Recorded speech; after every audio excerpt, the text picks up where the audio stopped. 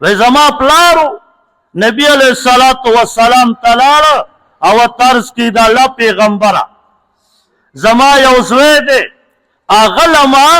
په تحفه کې خپل غلام ورکړه چې دا ستا شو په هغه ټایم کې غلام به د 100,000 دراهمو د 100,000 روپو دراهمو غلام به خرڅېده وی دا مې خپل زوی ته تحفه کې ورکړه نبی علیہ السلام ورته فرمایي وی ستا لور اولاد شته وی او د الله پیغمبره لور اولاد به هم شته نبی علیہ السلام ورته فرمایي هغې له دې څه ورکړه وی د الله پیغمبر هغې له خو مې سم ورنه کړ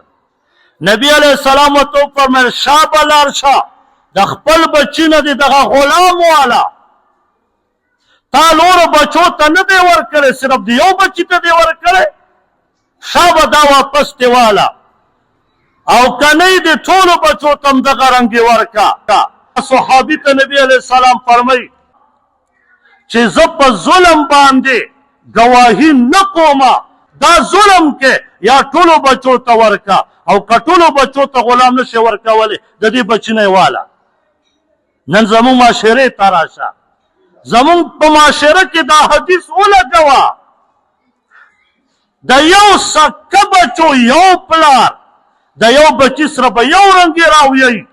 د بل بچي سره به بل رنګې راویي پیمان یې ووایو موږ د بچي او د لور په منځ کې هم فرق کوو حالن کې دا نر بچی او دا جینۍ بچی د یو د مور خېټه ده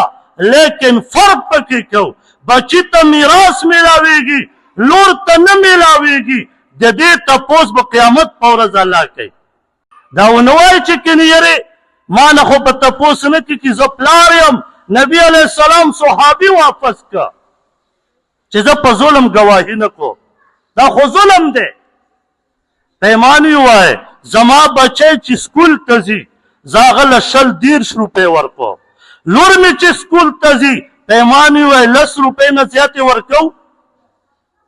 لور ته په خپلو بچو کې دومره فرق کوو چې ماشومتوب له والې تر مرګه پورې تر بلوغه پورې تر واده پورې د خپل لور سره او د زوی سره والله چې دومره فرق کوو لکه ځمکې نه اسمانه پورې